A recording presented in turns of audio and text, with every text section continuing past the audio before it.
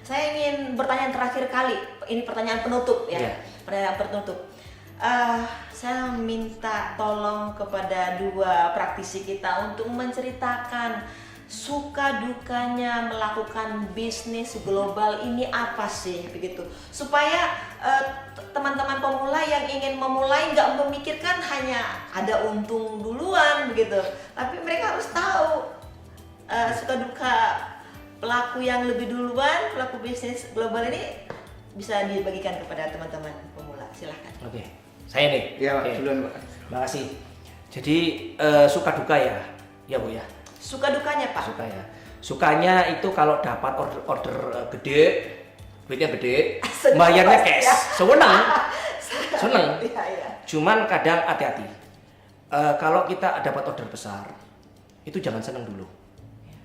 Order besar itu kadang-kalanya, pabrik besar kan sudah saya debat-debat dengan pemiliknya sendiri. Jangan percaya kepada buyer yang ordernya besar. Oke. Itu cuman angin surga. Tahu kan angin surga? Dibukakan pintu saja sudah membuat orang terlelap. Ya. Apalagi masuk ke surganya ya. Itu kiasan aja. Jadi ketika kita mendapatkan order besar tentu orang happy banget. Ya. Berapa keuntungan yang kita peroleh? Itu jebakan. Hati-hati. Jadi yang kita pikirkan adalah kamu kalau order, sistem pembayaranmu apa? Itu yang harus kita jaga. Oke. Gitu. Sistem pembayaran. Ya, LC atau LC. non LC. Iya. Karena LC belum tentu baik. LC itu letter Letter of credit. Iya. Ya. Jadi kalau pakai LC pun kadang bayar menolak karena terlalu lama. Iya. Ya, Oke. proses lama terus kemudian bayar pakai butuh biaya, maka kan non LC. Nah, oleh karena itu kalau kita pakai LC, kalau seperti itu pakai red clause. Red clause Pak. Ya, udah pasti karena red clause itu berarti bayarnya sudah memiliki uang di dalam rekening dia yang kita bisa ambil sewaktu-waktu. Oke, itu lebih aman ya Pak ya? Aman, tapi Itu pertanyaannya, suka ya? Itu suka ya? Suka. Pertanyaannya apa mau pembeli seperti itu? Kan nggak mau uangnya dipakai dulu sama kita. Iya. Kita belum kenal dia. Betul. Nah, namanya balik lagi trust. Makanya kadang-kadang ketika menemukan buyer seperti itu, buyer mesti datang ngecek ke kita. Pabrikmu di mana? Lokasinya? Siapa yang bekerja di sana? Ingin memastikan bahwa aku tuh berhubungan dengan supplier atau produsen yang bisa dipercaya menjadi mitra saya. Itu Oke. pasti seperti itu.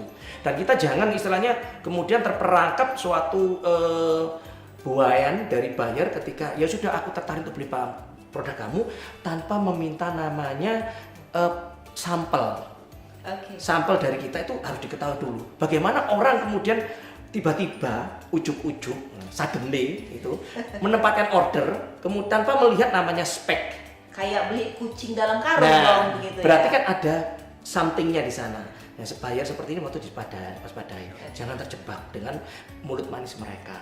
Makanya kalau ada buyer yang mau beli itu didahului dengan namanya apa, perkenalan dulu, kemudian minta sampelnya. Sampelnya dulu Nah, ya. sebelum sampel kan otomatis kan minta mempelajari speknya dulu. Betul. Spek tidak harus dikirimkan melalui kurir, tapi cukup dipelajari melalui e-brochure. Iya, oke. Gitu. Nanti Ya. baru setelah itu spek dikirim melalui apa? Melalui mereka, tapi dengan catatan bahwa produk ini saya kirim ke kalian gratis, kurirnya kamu yang bayar.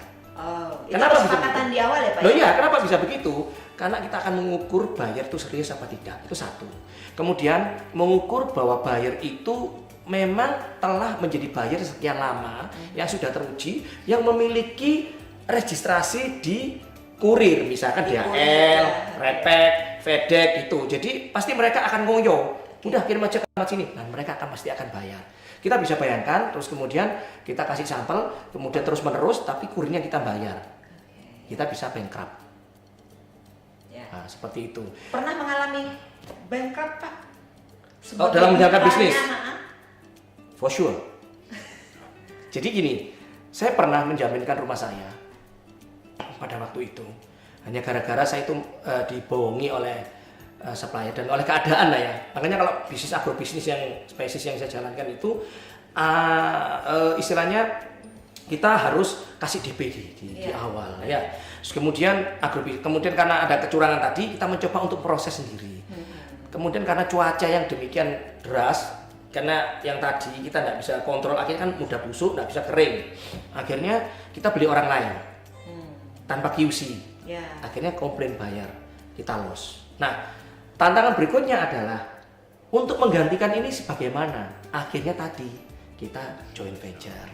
Nah, joint venture ini kan perlu adanya trust yang didahului tadi. Akhirnya bisa berjalan sampai saat Berarti ini. joint venture ini salah satu strategi Bapak untuk mengurangi tekanan kerugian ya? Itu bisa jadi iya, tapi paling enggak untuk mengembalikan modal Bapak untuk yang mendapatkan sudah modal balik sekarang. gitu ya. Terus kemudian di samping itu kita juga menjalin kerjasama dengan buyer yang notabene buyer ini percaya sama kita. Ya, tentu dengan pelayanan seperti ini. Kamu beli apa? Oh, beli ini.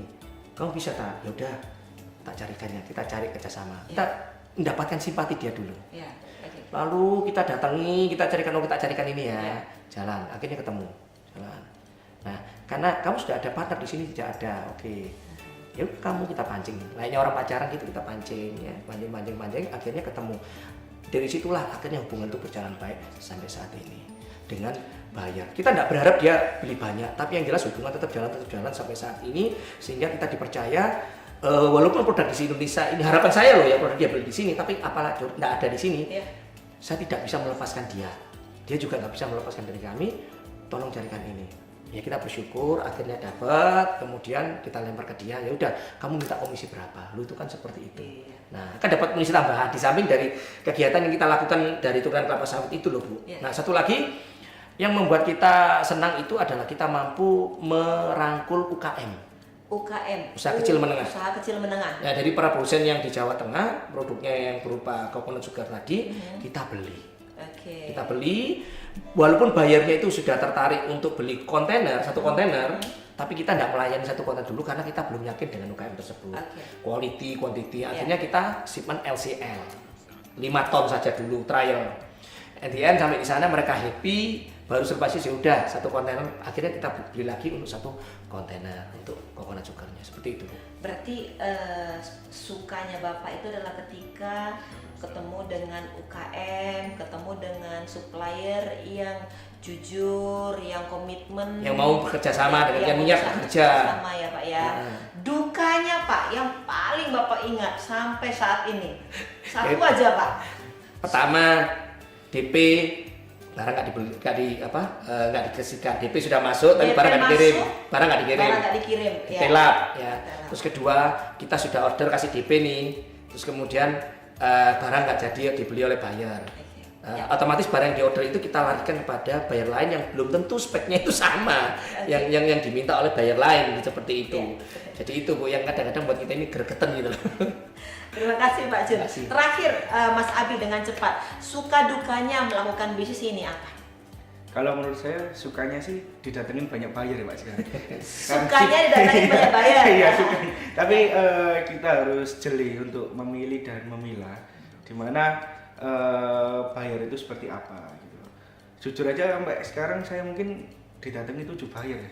Rata-rata sih 7 buyer. Iya, semua yang sih rata-rata baru lokal. Berapa? Buyer yang baru dari 7 itu ada berapa? Gimana? Semua baru itu ya? Iya, semua baru. Semua baru. Okay. Jadi satu penawaran dari Nestle Singapura, yang 6 ini rata-rata lokal. Sukanya itu sih Bu. Cuman kan kita kan silaturahmi mungkin itu belum pasangan loh ya, belum pasang website atau belum apa istilahnya promosi online-nya belum gencar lah ya. Belum. Itu masih offline ya. Masih mulut ke mulut. Nah, ya offline ya itu ya. Masih Karena bom ya. Karena semua nggak menyangka bahwasanya di perusahaan saya yang baru ini baru jalan 3 bulan, 1 bulan bisa sampai 6 kontainer itu semuanya di luar ekspektasi. Iya. Itu sukanya. Dukanya yang paling Mas Abi ingat sampai saat ini. Ya yang namanya perusahaan pemula ya, dukanya ya pas di awal-awal dulu. Dimana mungkin sampai saat ini ya saya masih mendampingi truk tangki saya. Mendampingi truk tangki mengambil dari supplier gitu ya. Kita supplier kan masih baru kenal gitu loh. Dan untuk pencampuran air atau dicampur minyak apapun kan masih bisa, bener Pak Agus tadi bahwasanya produk yang bukan makanan ini aja kita harus benar-benar kontrol gitu loh. Apalagi sebuah produk yang kita ekspor itu adalah makanan. Itu sih. Jadi masih banyak ikut di lapangan saya sampai Iya, saat ini sih. itu yang jadi Iya. atau dukanya ya. Iya. Tapi itu adalah proses jalan menuju kesuksesan Betul, itu Mas iya. Abi ya. Oke, sekian perbincangan kami. Teman-teman, ada banyak hal yang kita bisa pelajari dari kedua rekan kita. Mereka lebih dulu melakukan bisnis global. Mereka lebih dulu berhadapan dengan tantangan. Dan mereka juga lebih dulu melakukan berbagai strategi-strategi untuk terus bisnis mereka bisa berkelanjutan. Semua orang punya peluang dalam bisnis global ini. Semua kembali kepada kita. Kita mau maju atau kita mau berhenti, ambil peluang yang terbaik. Demikian perbincangan kami. Kita berikan salam entrepreneur. Salam Salam entrepreneur.